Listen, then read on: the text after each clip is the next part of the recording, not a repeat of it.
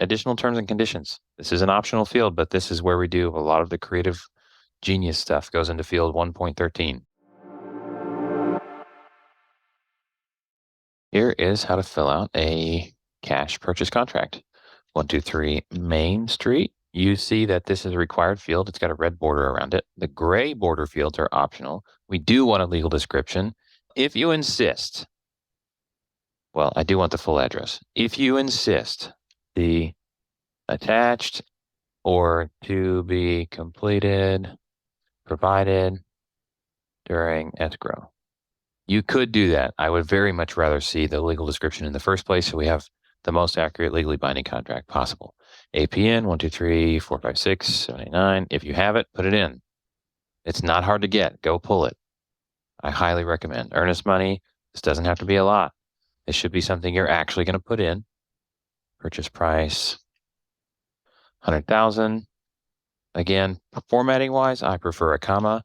We do have a tooltip popping up over each of these fields. Should give you guidance. Close of escrow, put a date or dynamic terms. So it could be 10 days after tenant moves out or 2/1/23. Sure, something like that. You got a little bit more room there. Escrow agent, if you're doing a creative deal, to be selected by buyer with a capital B. That is what goes into almost every single contract I ever do. Because we need to check the availability. We want to reserve that right to ourselves. If you know the address and all the other stuff, great. Seller, if you're using our power form, you won't be able to fill that stuff out. They'll have to fill out their name, mailing address, email, and phone. In order to send it to them, though, you will have to have their name and email address to start this form. I've already entered that. Buyer, Buyers LLC or John Smith or whatever. You do have to have a mailing address for the purposes of the contract. 1234 Main Street. Put all the full address in there. You are going to have to initial as you go through. 123@123.com. Phone number. Cool. Inspection period. This can be days. This can be something else. It could be until COE, or it could be 5 days after effective date. That's like after the signatures. Escrow fees and costs, you are required to select one of these two. Most often we find this one checked, the buyer. Personal property, is there a lawnmower included? Maybe. If you have serial numbers, put them on there, model and serial number. You should do that. Additional terms and conditions. This is an optional field, but this is where we do a lot of the creative genius stuff goes into field 1.13. Occupancy, is it going to be vacant at close of escrow or is it tenanted? If it's going to be vacant, are there any exceptions? That's what this field is for. Like a seller holdback. Seller may remain for up to 14 days, and there shall be a $10,000 holdback pending vacancy by seller. Cool. Great place to put it. Okay, we have our standard terms and conditions. Nobody's going to touch this. You're going to have to initial all the way through. We have a note that I can't read. Why? That shouldn't be there. There is an extension of COE here. It may be that this is appropriate. It may be that this is not appropriate. Notice that either party can extend the close of escrow one time. So if this is a foreclosure and you don't want the seller extending past a certain deadline, don't check this box. It is checked by default. So think through the scenarios and mark it appropriately. And now it comes time to see the signature section.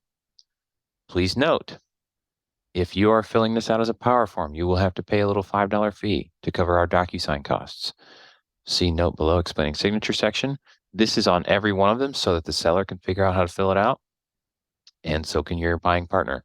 The signature field is your personal name, not a cursive company name. The name field is use an individual, so like John Smith, or the name of the company represented in the signature. The by field is the name of the signer. For individuals, this looks repetitive, right? For businesses, it makes a lot of sense to be able to put that in there. The its field is either self as an individual or your role or capacity in the company. Here's some examples. For an individual, John Smith in cursive, name, John Smith, by John Smith, it's self. Great. For a company, signature is John Smith in cursive. The name is J. Smith LLC, for example. By John Smith, it's manager. See how that works? So we're going to do, for me, Caleb Christopher, adopt and sign. Name is CC Enterprise LLC. Great. By Caleb Christopher, it's manager. Does this company exist? Probably, but it's not mine. So don't come chasing me down. Now, I am going to have to go back and initial all these real quick. Boop, boop, doop, doop, doop. Okay, this is all filled in. Doop. And now that I hit finish, now this will disappear, right? This note will disappear. This note will disappear. And I'm expecting that I just didn't type in text. So that will be there and it will tell you about 13.11, but that will also disappear. There's little sticky notes. Now when I hit finish, it's going to take me to a little payment fee. Yep, $5.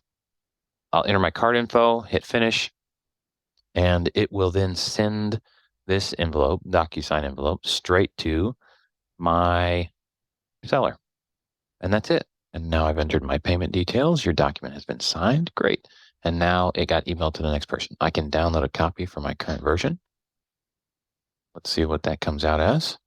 Okay, 123 Main Street to be provided during escrow, just like we wrote. Okay.